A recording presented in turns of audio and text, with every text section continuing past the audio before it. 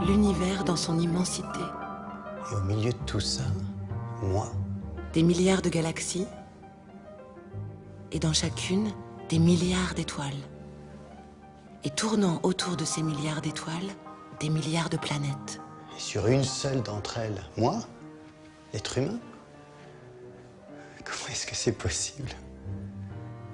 Comment est-ce que quelque chose de si unique, de si différent a pu apparaître? Comment? Oh, ça va, t'es pas si exceptionnel. Bon bah, pour qui tu te prends pour me parler comme ça, toi? Je suis ta petite voix intérieure. Tu sais, celle qui a toujours raison. Ouais, celle dont je me rappelle quand c'est trop tard, ouais, je te connais. Je suis bien plus que ça encore. Je suis la mémoire de l'univers. Et de tout ce qu'on trouve dedans. Eh ben, madame. Je peux t'en parler parce que je le connais d'aussi loin qu'il existe. Allez, viens. Laisse-toi aller.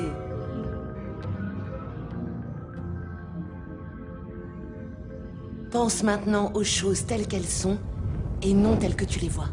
Ah ouais, elles sont comment? Comme ça.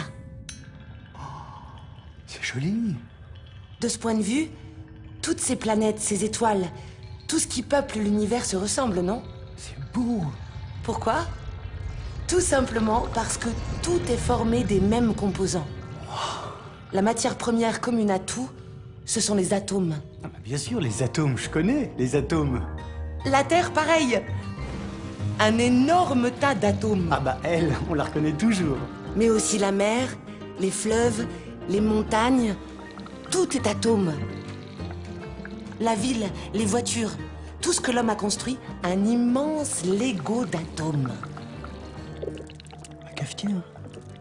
Eh oui, maintenant, il faut que tu regardes tout ce qui t'entoure comme ça. Tes appareils ménagers, tes vêtements, le mobilier, et ton cactus pareil. Et là, dans l'aquarium... Non, non, non, non, non, pas mes poissons rouges, Oh, là. mais... Eh, c'est des animaux comme moi. Faudra me passer sur le corps. Mais avec plaisir. Qu'est-ce que tu fais là avec tes petits poings, là? Arrête. J'ai rien à voir avec ça, moi. Non, mais faut pas exagérer, là. Stop. Moi, non. Tous les objets sont faits d'atomes, d'accord? C'est parce qu'ils sont faits de cette même matière première qu'on peut faire du recyclage. Mais moi, je suis un être humain. On me recycle pas. Je suis un être à part. J'ai des rêves, j'ai des désirs, j'ai des soucis, j'ai une douleur au dos, là. Atomique. Tout est atomique. Ma chair, mon sang, c'est des atomes, peut-être. Ah oui? Il y aurait autre chose que des atomes dans cette chair et ce sang? Je peux regarder d'un peu plus près. Qu'est-ce que tu vas chercher, là? Ta nature atomique. J'explore ta nature atomique. Au début, c'est encore un peu gros.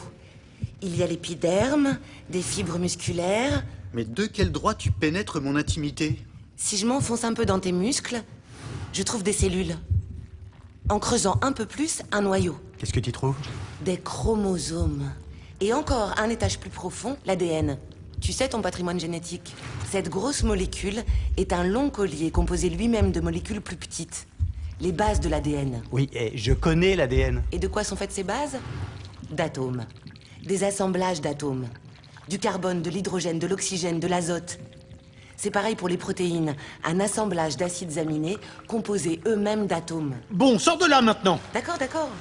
Tiens, j'en profite. L'os, là, c'est une structure à base d'atomes de... D'atomes d'os? Ça s'appelle des atomes de calcium. Un type d'atome parmi ceux qui composent ton corps. Y a rien d'autre à chercher là-dedans. Tu es tout atome. Il y a quand même une différence entre cette chaise et moi. Ma conscience atomique, qu'est-ce qu'elle en dit? Elle en dit que la différence fondamentale, c'est l'assemblage des atomes. Accroche-toi, ça va secouer.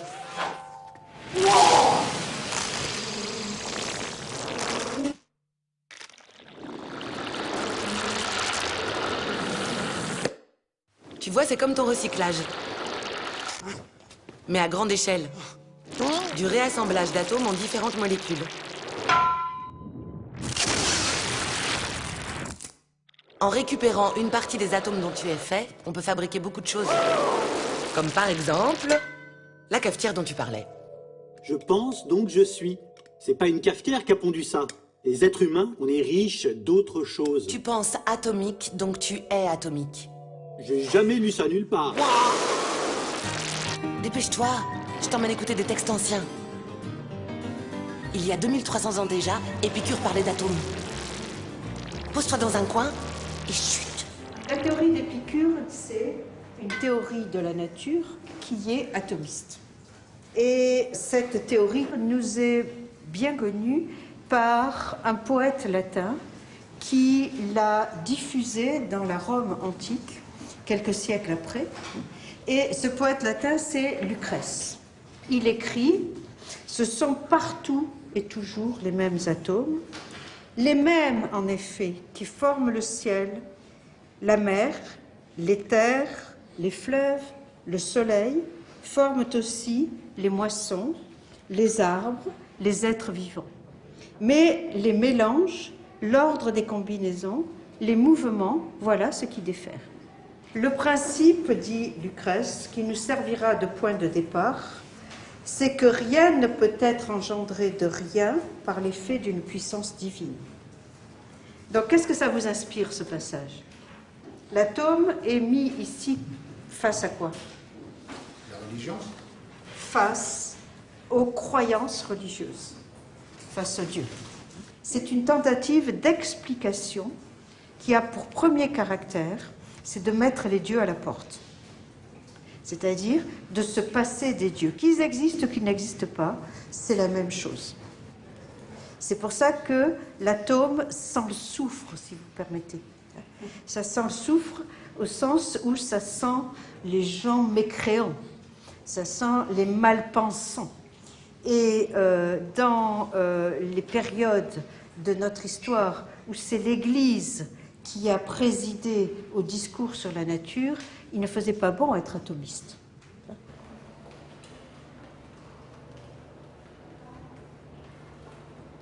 L'histoire de l'atome, c'est quand même 2500 ans à peu près d'histoire, depuis Démocrite au 5e siècle avant Jésus-Christ jusqu'aux nanotechnologies qui permettent de voir et manipuler aujourd'hui les atomes.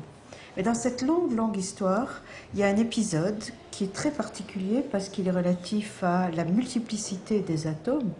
C'est l'effort pour classer les éléments chimiques en fonction de leurs atomes. Et c'est donc la classification périodique des éléments chimiques de Mendeleïev en 1869. Alors Mendeleïev a eu l'idée de disposer tous les éléments d'après le poids atomique croissant et il a ainsi ordonné tous les éléments connus à l'époque. Il a observé qu'il y avait une progression arithmétique dans la croissance des poids atomiques, parce qu'ils allaient du plus léger au plus lourd, et que ces proportions étaient à peu près identiques. Comme ça ne marchait pas tout à fait, il s'est dit il doit y avoir un élément qu'on ne connaît pas là. Parmi les éléments les plus lourds, notamment le thorium et l'uranium, il a laissé une case vide déjà entre les deux, mais il a laissé plein de cases vides au-delà de l'uranium. La nouveauté, c'est que vraiment il a embrassé tous les éléments connus à l'époque, non seulement les éléments connus, mais ceux qui étaient à découvrir. Aujourd'hui encore, il y a des gens qui essayent de proposer des nouvelles classifications. Mais il reste que dans tous les laboratoires de chimie, la classification standard, c'est celle-ci qu'on trouve partout, accrochée, qui est une sorte de charte de la chimie, et vous la trouvez de Paris à Berkeley, en Chine, partout. C'est vraiment la charte universelle, une sorte d'alphabet de la matière. Et tout s'est passé comme Mendeleïev l'avait prévu? Depuis cette époque, plus personne ne conteste cette vision d'un monde fait d'atomes. On l'appelle le tableau de Mendeleïev. Et ça fait combien d'atomes au final? Une centaine de types d'atomes différents, dont 92 présents naturellement sur Terre. Des petits et des gros, des rares et des fréquents, des agités et des calmes. Et tout ça, c'est dans moi? Non, pas tout, non. Mais une bonne partie, oui.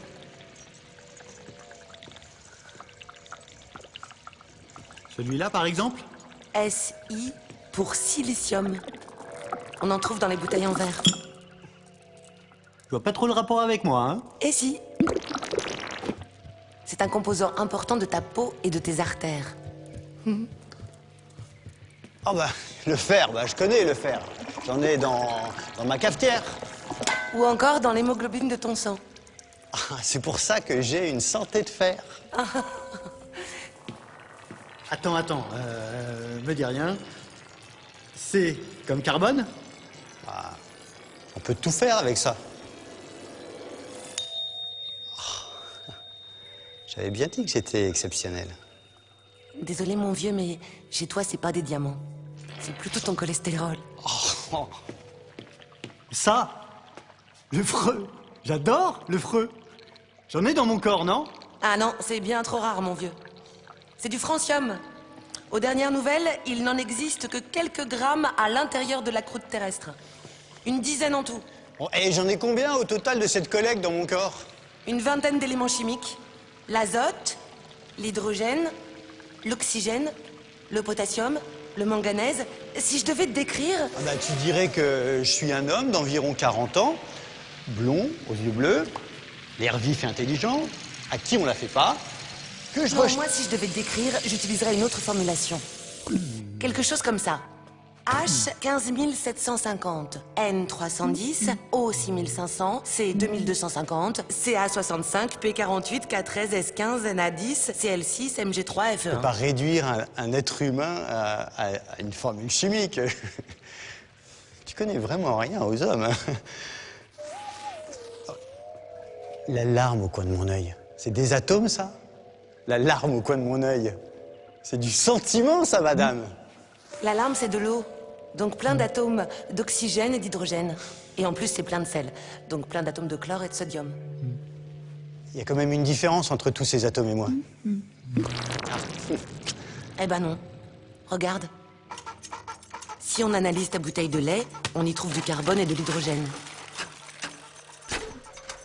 Et si on assemble différemment ces atomes, tu sais bien ce que l'on peut fabriquer. Oui, je sais. Une manche d'anorak. Et pour la cafetière, c'est encore plus simple, non? Tu vois? Eh ben dis donc, on s'amuse bien avec le recyclage. Ton poisson rouge, c'est pareil. Sauf que ça prendra plus de temps. Composé d'atomes de carbone, d'hydrogène, de phosphate, que des atomes. Lui aussi se recycle. Le vivant, donc, comme le non-vivant, tout se recycle. Quand même, j'ai bien un truc à part. Un atome qui fait que je suis si particulier. Un atome qui n'existerait que chez toi? Non mais tu rêves.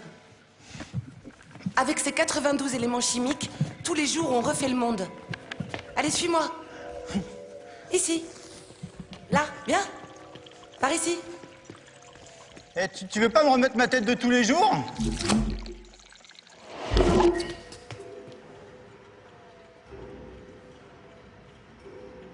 Eh, par là.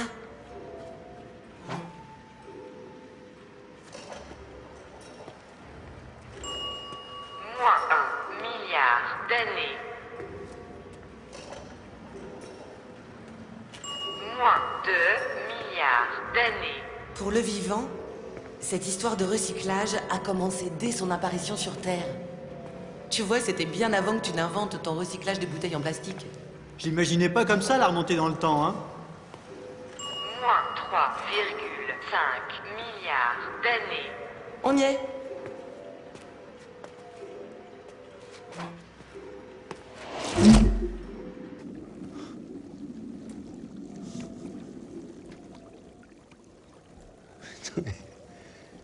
C'est quoi ces machins-là?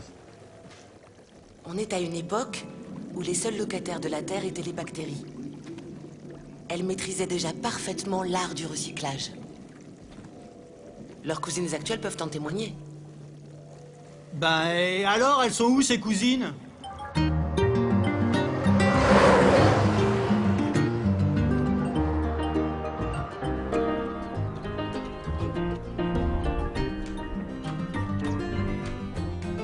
Tu vois toutes ces roches blanches là? Ce sont des bactéries qui les fabriquent. Des bactéries qui sont les cousines des premières locataires de la Terre. Et tu vas voir qu'aujourd'hui encore, elles ne font que du recyclage.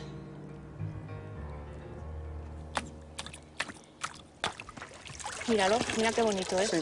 O sea, es en las zonas en las que está a la sombra se pone verde. Bueno, te lo dejo aquí entonces. Sí. Está hueco también, Sí. ¿eh? Este, por ejemplo, es más oscuro en la superficie. ¿Lo ves? Sí, Ahí. este de aquí, ¿no? Estamos aquí en el Nous nous trouvons ici au lac Alchichica, qui se situe au fond d'un cratère. Nous prenons des échantillons de stromatolites contemporains. Les stromatolites sont des roches qui se forment grâce à l'action de micro-organismes, des colonies microbiennes très complexes qui entraînent la précipitation de minéraux et forment ce type de roches que nous pouvons observer ici.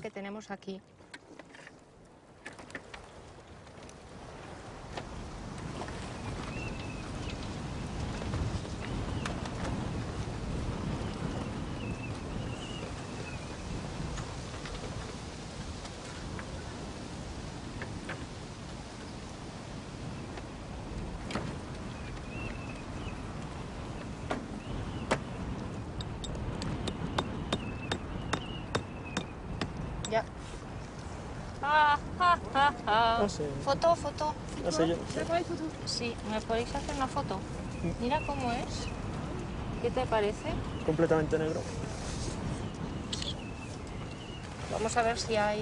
Nous allons tout d'abord voir quels minéraux la composent, puis nous verrons s'il y a des micro-organismes qui peuvent jouer un rôle dans la dégradation des minéraux et dans la transformation que nous observons.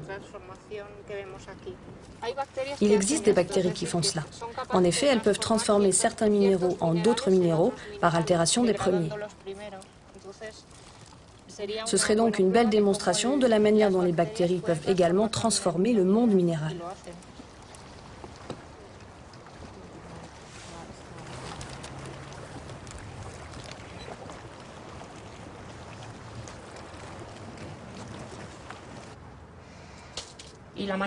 Pour étudier ces communautés, on extrait l'ADN de ces bactéries et de ces micro-organismes en général.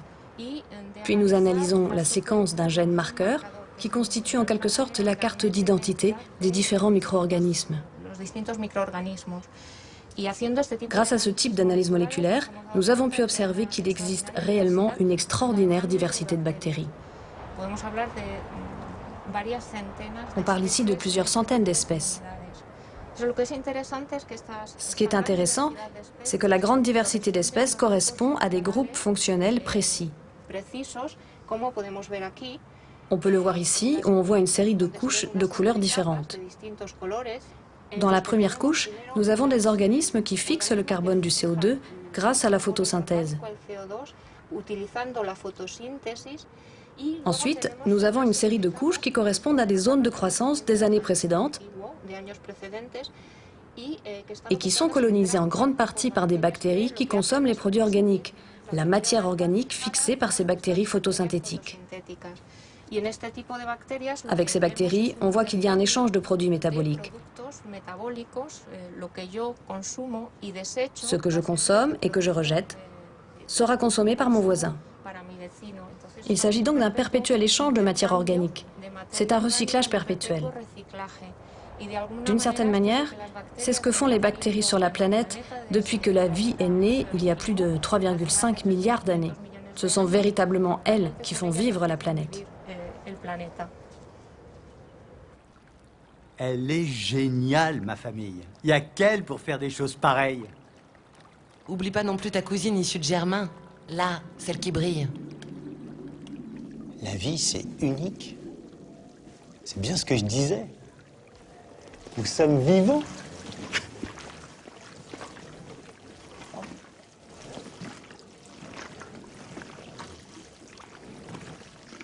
Eh, mes bottes, elles le sont pas. Si je laisse 2 bottes dans une chambre que j'éteins la lumière, bah 9 mois plus tard, j'ai pas des bébés bottes qui gambadent partout, hein. C'est vrai. La reproduction est le premier des 3 critères pour reconnaître ce qui est vivant. Oh. La multiplication, donc, transmet des caractères de génération en génération. Mais attends, dis pas ça comme ça, c'est pas si facile à bien faire, tu sais. Le deuxième critère, c'est l'enveloppe. La peau pour toi, une membrane pour la bactérie, avec à l'intérieur des protéines, l'ADN. Moi, je trouve que c'est très très beau, tu sais. Le troisième critère, c'est produire en interne ses propres molécules et sa propre énergie pour faire tourner la machine. Donc, en fait, c'est simple. S'il manque un de ces 3 critères, C'est pas du vivant. Non, en effet. Donc, toi, t'es pas vivante. Si?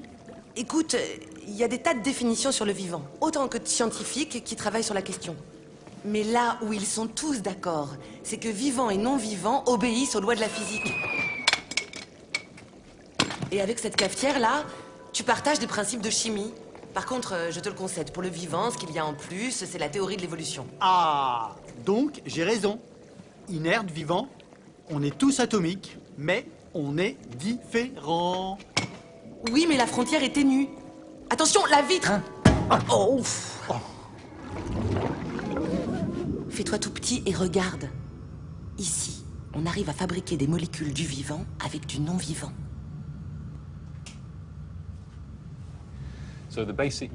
L'unité de base de tout être vivant, c'est la cellule. Dans sa forme la plus simple, la cellule est une enveloppe composée de lipides. Au sein de cette enveloppe, on trouve diverses macromolécules, le matériel génétique qui peut être soit de l'ADN, soit de l'ARN. L'ARN comporte ces 4 bases. On trouve aussi d'autres macromolécules comme des protéines qui sont composées de différents acides aminés. Et ce que l'on essaye de faire, c'est voir s'il serait possible d'utiliser la chimie pour essayer de recréer en laboratoire ce qui aurait pu se passer aux premières heures de la Terre et ainsi produire la première cellule vivante. Ces expériences ressemblent un peu à de la cuisine. On mélange différents composants, différents ingrédients et on voit si l'on peut les assembler. Ici, nous avons une des petites molécules qui constitue l'ARN. On voit que cette molécule est composée de 2 morceaux qui ont été assemblés. Pendant de nombreuses années, les scientifiques ont essayé de fabriquer ces petits morceaux et de les rassembler, mais cela ne fonctionne pas. Ce que l'on a observé, c'est que si l'on prend 2 morceaux plus petits encore et que l'on fait d'abord ça, qu'ensuite on les assemble et qu'enfin on fait ça, alors on peut créer la molécule. Et ces 2 morceaux sont du glycolaldéhyde, un sucre très très simple, composé de seulement 2 carbones, 2 oxygènes et 4 hydrogènes, ainsi que du cyanamide, composé d'1 carbone, 2 azotes et 2 hydrogènes. Maintenant, je vais mettre dans le flacon les réactifs qui remplacent les produits chimiques présents dans le sol. D'abord le premier, puis le second. Ce sont donc les produits chimiques présents dans le sol au commencement de la Terre. Ajoutons maintenant de l'eau pour recréer l'effet de la pluie. Nous avons donc là une petite mare sur Terre où les produits chimiques se dissolvent dans l'eau. Nous allons le mélanger et augmenter la température jusqu'à obtenir une réaction. En fait, c'est un peu comme pour une mare sur Terre qui se réchauffe par une journée chaude.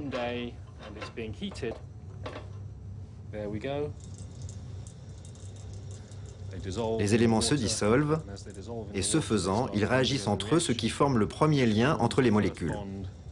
Voilà ce que l'on obtient. Ok, maintenant pour recréer l'effet du vent qui fait s'évaporer la solution, nous allons mettre le flacon sur un évaporateur. On l'allume, on le fait tourner, on l'abaisse dans une solution pour le réchauffer, encore un peu plus. À présent, tout s'est évaporé. Cela ne vous semble sans doute pas très beau, mais pour moi, c'est très joli, car on a maintenant un peu de C, la petite molécule de l'ARN. Que va-t-il se passer maintenant? Nous allons recréer l'effet de la pluie puis du soleil qui brille. Au commencement de la Terre, il n'y avait pas d'ozone, donc la lumière était ultraviolette. Or, il se trouve que la lumière ultraviolette détruit certaines impuretés de cette synthèse. Cependant, elle transforme également une partie du C en l'un des autres composants de l'ARN, le U. On allume la lumière et on laisse à irradier pendant toute une journée.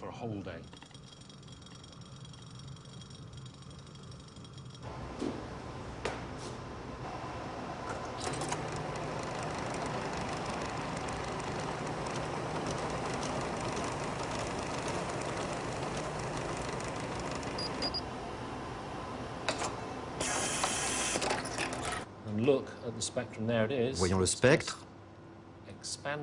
étirons-le un peu pour mieux voir. Grâce à la disposition des pics sur le spectre, je peux voir que nous avons surtout créé un mélange de C et de U. Nous souhaiterions également créer du A et du G. Mais si nous voulons créer tout ce dont nous avons besoin pour faire une cellule, nous devons aussi fabriquer les acides aminés qui sont les composants des protéines, sans oublier les lipides. Mais l'histoire ne s'arrête pas là, car en fait, une fois que vous avez créé ces briques, il faut encore les assembler au sein d'une molécule plus grande. Nous pensons que cela requiert un procédé de séchage et de chauffage suivi d'une réhydratation, le tout effectué plusieurs fois, comme une sorte de recyclage en somme. Nous pensons en outre que si ces réactions se produisaient en différents lieux et que ces cycles se répétaient en réunissant toutes les conditions énoncées, à terme, étant donné que le système se réhydrate et que les différentes mares se mélangent, on disposerait d'un environnement propice pour produire une enveloppe de lipides qui renferme les molécules génétiques ainsi que les protéines. Or, c'est ce qui constitue l'origine de la vie.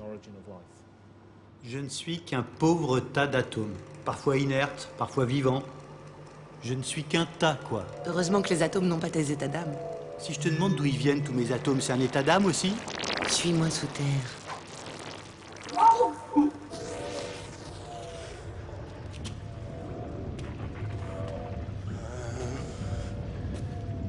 T'es sûr qu'on risque rien, là? Mais non. Au-dessus de ta tête, tu as la croûte terrestre. Et en bas, beaucoup plus bas, c'est le manteau terrestre. Entre les deux, voilà d'où sortent tous les atomes. La Terre est une grande usine à recycler. Un recyclage permanent qui fait remonter à la surface nos atomes par milliards de milliards de milliards de milliards de milliards de milliards de milliards de milliards de milliards de milliards de milliards de milliards de milliards de milliards de milliards de milliards de milliards. Je me sers quand j'en ai envie. Tu le fais en permanence sans t'en rendre compte. Quand je mange, quand je respire. Hé! Tu remplis ton propre stock d'atomes, qui va servir à fabriquer de nouvelles cellules pour remplacer celles qui sont mortes.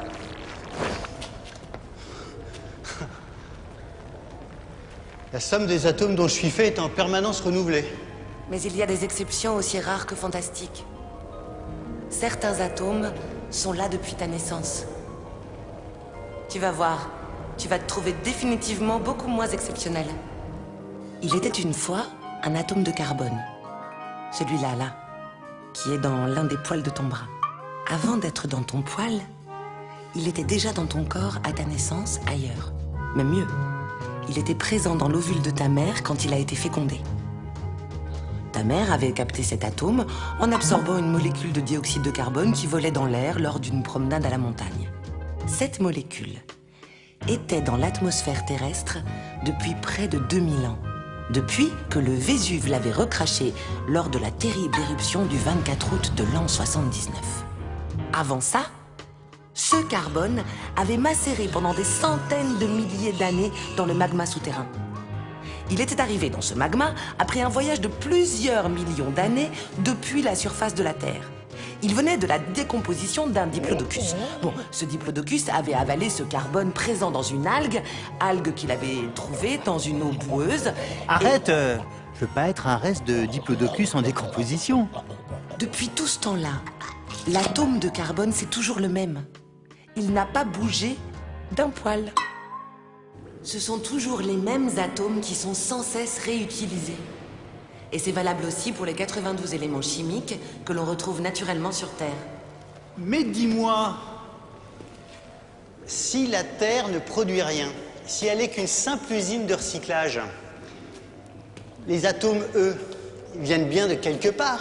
La matière première dont nous sommes faits, ma cafetière et moi, elle vient d'où? De l'espace. Les 6 millions de milliards de kilogrammes d'atomes que pèse notre planète, la Terre, sont venus de l'espace. Et tu sais quoi? Des atomes, il en arrive encore tous les jours. Une livraison par Météor Express.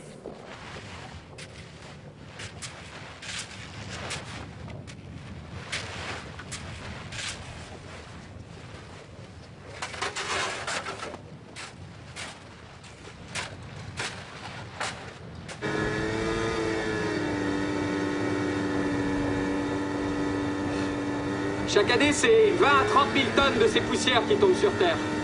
Cette masse d'atomes tombe partout. Mais il n'y a qu'ici, au centre de l'Antarctique, qu'on peut les récolter sans pollution. Maintenant, ce qu'il nous reste à faire, c'est à fondre cette neige et à la filtrer. 1, 2...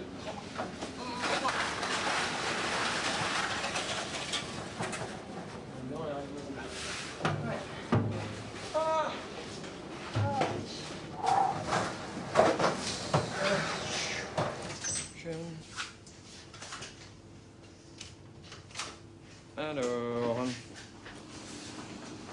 Je pensais qu'on avait fait une fonte, puis un rinçage, puis un autre rinçage. Je pense que c'est ça qu'on va faire.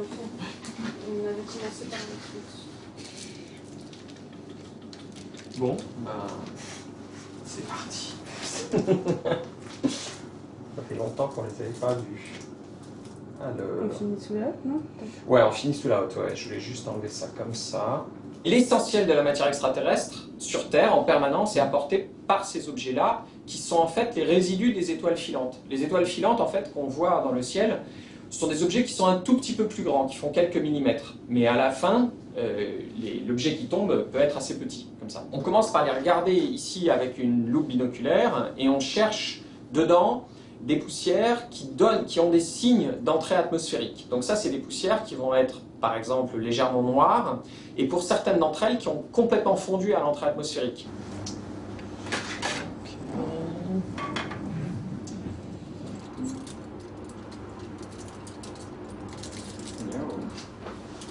Ah, oula. Alors, attends. C'est pas super propre, hein. Voilà. Et voilà. Yep. Bon, il y a pas mal de pollution, mais j'ai l'impression quand même que... Il y a quand même déjà des grains extraterrestres, on en voit. Là, par exemple, on en voit un, super bien, au milieu. C'est une particule qui a fondu à l'entrée atmosphérique, et donc c'est ce qu'on appelle une sphérule cosmique, et c'est rond et brillant. Non, elle a une gueule hallucinante. Elle a un côté complètement rond, et l'autre côté, c'est comme si jamais il y avait, par exemple, deux gros minéraux, tu vois, qui seraient restés. Elle est grosse, hein? Mais oui, elle est très grosse. Et elle est, t'as vu, elle a comme deux cornes. Ouais. Tu vois ce que je veux dire? Ouais. Ce qu'on peut juste voir, c'est que c'est un objet intéressant, et c'est un objet qu'on n'en voit pas très souvent. Donc du coup, là, on va l'extraire, on va le mettre sur ce qu'on appelle un stop, c'est-à-dire une petite pastille d'aluminium. Et ensuite, on va aller le regarder au microscope électronique à balayage.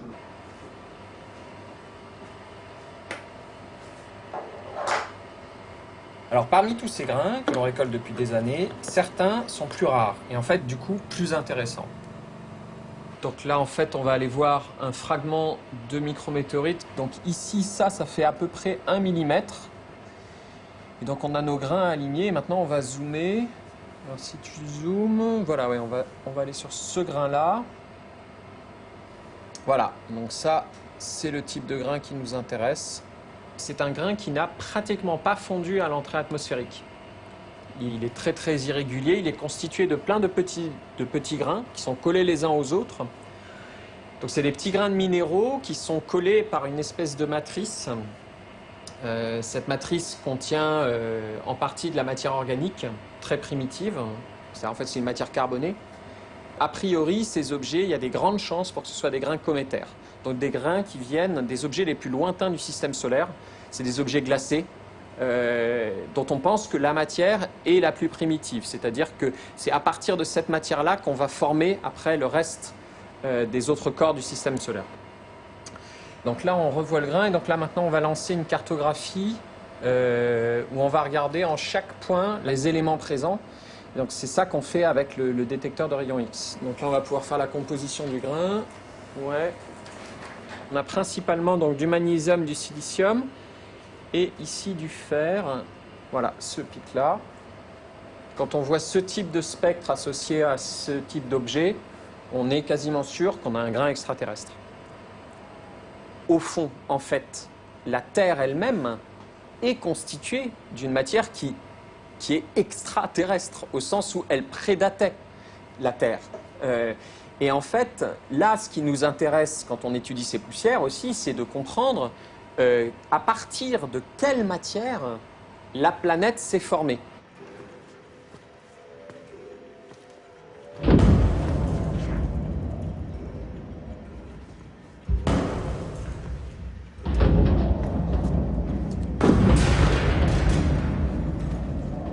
y a plus de 3,9 milliards d'années, la Terre a connu de terribles pluies de météorites. Ces pluies ont duré des dizaines de millions d'années. C'est un temps à pas mettre un cosmonaute dehors, hein.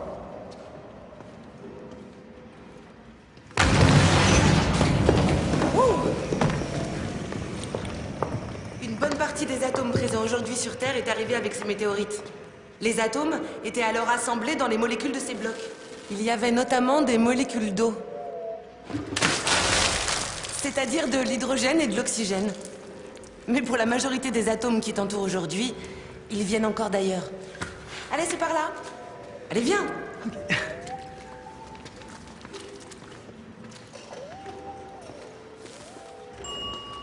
Moins 5 milliards d'années.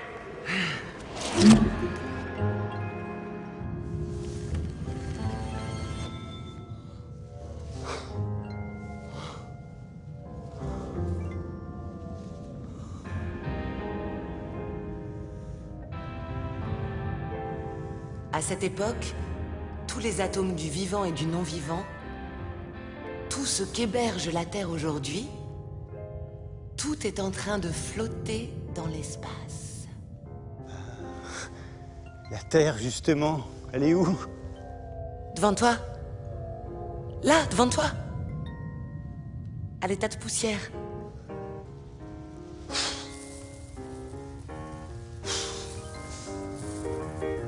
Voilà la Terre telle que tu la connais. Elle existe depuis 4,4 milliards d'années. Avant d'être comme ça, elle a passé quelques centaines de millions d'années en ébullition. Et avant d'être une planète? Ce n'était qu'une myriade de gros amas de matière de plusieurs dizaines de kilomètres de diamètre. Ce qu'on appelle des planétésimaux. Les forces de gravitation ne les avaient pas encore assemblés. Si on remonte encore un peu dans le temps, ces planétésimaux n'étaient eux-mêmes que de petits tas de matière. Des embryons de planétésimaux. Là encore, les forces de gravitation n'avaient pas fait leur travail d'assemblage. Et avant encore, de simples poussières stellaires plus ou moins condensées. Eh bien, ces bouloches de poussière, ce sont des agglomérats de molécules. Des molécules composées d'atomes. Ce sont ces atomes qui constitueront tout ce qu'on retrouve aujourd'hui sur Terre. On parle du vide interstellaire, on ferait mieux de parler du plein interstellaire. Hein. Ces poussières composent l'univers comme elles vous constituent, très cher. Je suis un tas de poussières recyclées qui viennent de l'espace. C'est ça. Ça fait rêver. Mais les atomes qui forment les poussières, qui remplissent l'univers, ils viennent d'où, eux? Tu vois la lumière blanche, là, derrière toi? La super étoile, là, celle qui brille plus fort que les autres? C'est une supernova. Une étoile en fin de vie qui est en train d'exploser. Ah, quel rapport avec mes atomes? Comment je les retrouve dans tout ça, moi? Comme ça.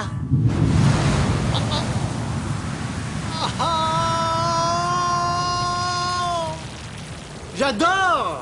C'est Broadway! Tes atomes viennent en partie de cette supernova. Quand une supernova explose, l'onde de choc est d'une intensité si forte, les températures et les énergies si élevées, que se forment des atomes lourds comme l'or, l'uranium, et tout ça en quelques secondes. Super efficace, cette usine à atomes.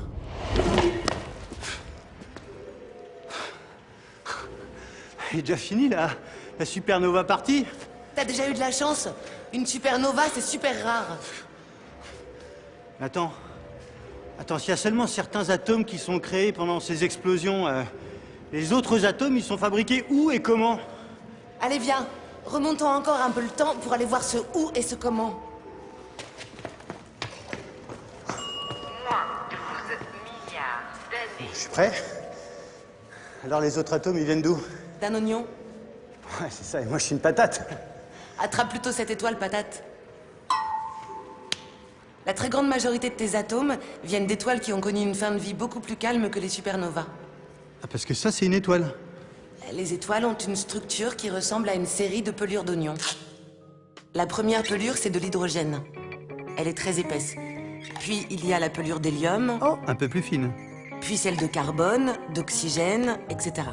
Et pour finir, au centre de l'oignon, une petite bille de fer. La petite bille de fer est en fait une cendre, issue notamment de la combustion du silicium, qui est une cendre de la combustion de l'oxygène. Une cascade de combustion? On dit combustion, on devrait dire fusion. Car dans le cœur de l'étoile, entre la gravitation et les très hautes températures, les éléments fusionnent entre eux et forment de nouveaux éléments de plus en plus lourds. C'est la nucléosynthèse stellaire. Stellaire parce que ça se passe dans l'étoile. À la fin de leur vie, certaines étoiles s'affaissent sur elles-mêmes et laissent s'échapper les atomes.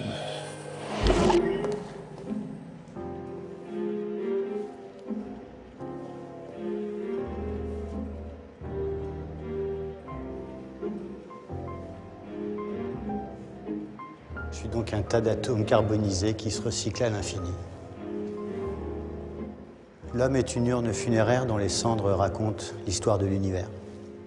C'est une belle histoire, qui dure déjà depuis plus de 13 milliards d'années. Alors, mon vieux, qu'est-ce que ça te fait de connaître ton âge véritable? Mes atomes et moi, on a des milliards d'années et on est encore vivants. Je savais que j'avais quelque chose de spécial. Et une partie de ton corps est encore plus vieille. Tes atomes d'hydrogène. Tous les atomes d'hydrogène de l'univers ont été fabriqués en même temps.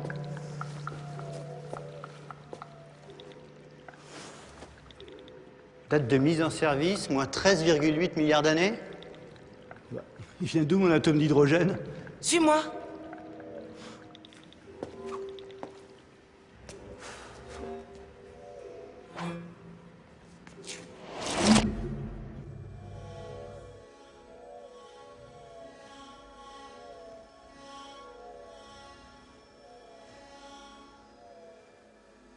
C'était ça l'univers au début? On n'est pas loin de l'origine connue de l'univers. L'univers primordial.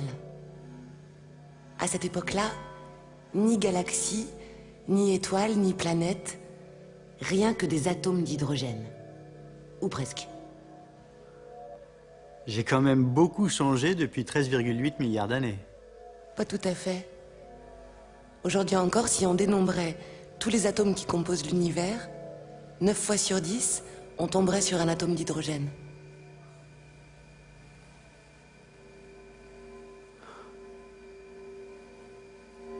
Au commencement était l'atome d'hydrogène. Que tu crois, mon ami. Viens voir à peine 100 000 ans plus tôt. Moins 13 milliards 898 millions. Alors, il y avait quoi avant? Moins 13 milliards 898 millions 300 millions. Qu'est-ce qui lui est arrivé à mon atome d'hydrogène? Avant, il était comme ça, dissocié. Séparé en deux morceaux? En deux particules, un proton et un électron.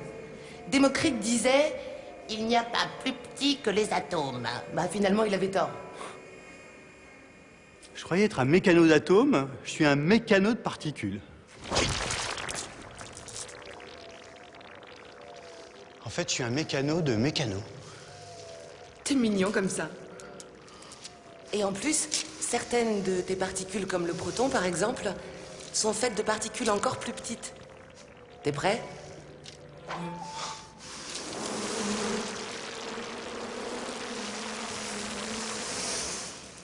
Particules de particules? Ça n'en finira donc jamais? C'est bientôt fini, promis. Il n'y a pas plus petit que les particules élémentaires. Et je suis quoi, moi? Au bout du bout du bout? Il y avait le tableau de Mendeleïev avec les 92 types d'atomes. Eh bien, il en existe un autre plus épuré, le tableau des particules. 17 particules qui résument le monde. Et moi dedans. On peut dire que tu es un tas de triplets de quarks collés ensemble par des gluons qui se font tourner autour par des électrons. En plus, tu te fais traverser par des neutrinos, des muons et des taux. T'es sûr que t'as rien oublié? Ah si, on te voit grâce aux photons et il y a des bosons qui planent au-dessus de toi. Un tas de triplets de quarks collés ensemble par des gluons. Oui, ça, c'est précisément le proton de tes atomes. Ces particules, elles sont vraiment bourrées d'énergie.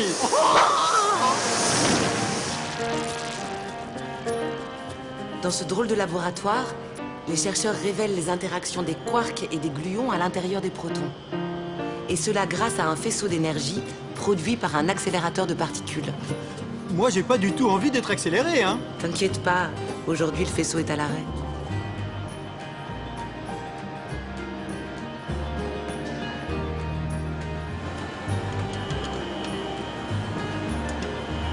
C'est un faisceau de très haute énergie, de 100 milliards d'électronvolts, et il y a 20 millions de particules par seconde.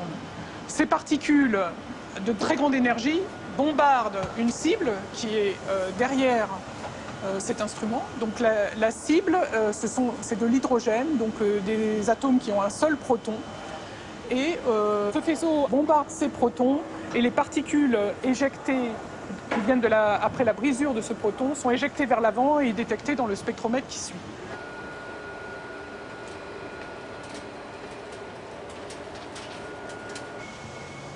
Donc ici, on a un premier élément du spectromètre qui est un aimant avec un champ dipolaire, c'est-à-dire les particules chargées qui traversent cet aimant sont déviées à droite ou à gauche suivant leur charge électrique et plus ou moins suivant leur énergie. Leur trajectoire est mesurée avant et après la déviation. De cette manière, on peut mesurer l'énergie de ces particules. Plus loin, cette grosse citerne contient un gaz qui permet de mesurer la vitesse des particules. Et grâce à tous ces éléments, pour chaque particule, on peut reconstituer, recalculer sa masse. Et donc, on a identifié toutes les particules qui sont sorties. Donc, l'installation est immense, hein, ça fait 60 mètres. Et on a besoin de ces tailles gigantesques pour mesurer des choses qui sont dans l'infiniment petit. Alors nous, ce qui nous intéresse, c'est le proton, sa structure interne. Alors le proton, il est constitué principalement de 3 petites boules qui sont des quarks et qui sont maintenues à l'intérieur, confinées grâce à des autres particules qui sont des gluons, qui les maintiennent assemblés. Et ce qu'on étudie, c'est l'agencement de ces particules à l'intérieur du proton et toutes leurs propriétés.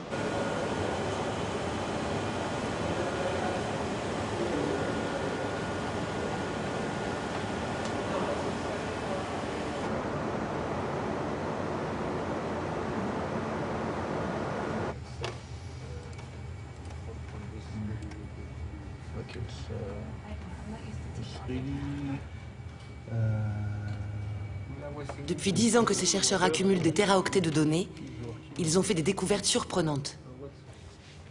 Donc le proton, on pourrait le schématiser comme ça, comme une boule, avec à l'intérieur 3 particules élémentaires, 3 quarks, qui interagissent entre elles grâce à des gluons. Le proton, il a ce qu'on appelle nous un spin, c'est-à-dire un mouvement, entre autres, un mouvement de rotation sur lui-même. Et on pensait naïvement que cette rotation venait de la rotation propre des quarks, c'est les briques élémentaires ici.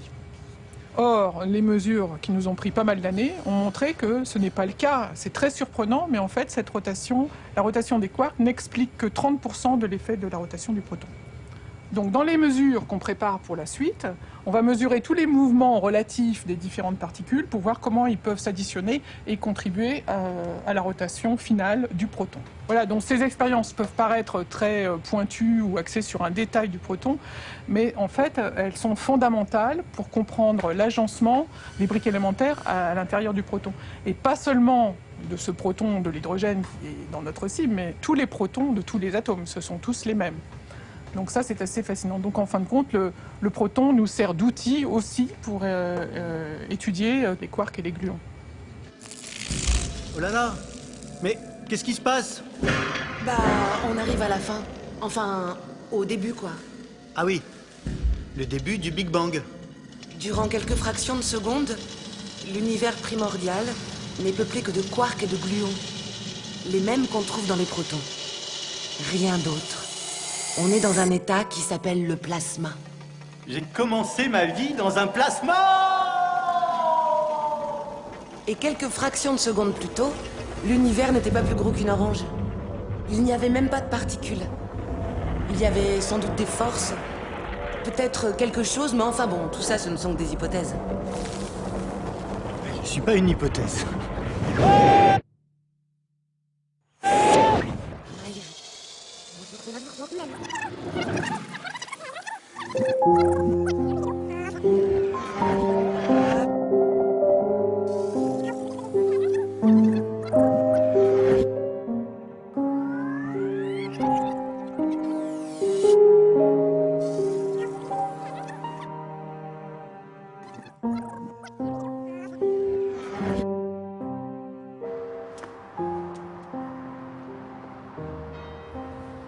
galaxies aux êtres vivants, tout n'est qu'assemblage d'atomes. Tout est sorti de cette grande usine de recyclage qu'est notre univers. Tout est pareil. Tu as raison. Je suis le cousin d'une cafetière. Rien ne nous séparera plus. Rien ne nous séparera plus. Qu'est-ce que tu as? Nous sommes des usines à recycler des atomes et de nous émergent des nuages et des poèmes. Ça va? Combien de molécules dans un mot d'amour prononcé à l'oreille? Combien de particules dans une note de musique? Combien d'atomes dans un rêve? Tu sais quoi? Quoi? Les atomes, la matière totale de l'univers, toutes les galaxies, toutes les étoiles, tous les nuages d'atomes, tout cela ne représente que 5% de la masse de l'univers. Les 95% restants sont faits d'une énigmatique matière noire dont personne ne connaît la composition.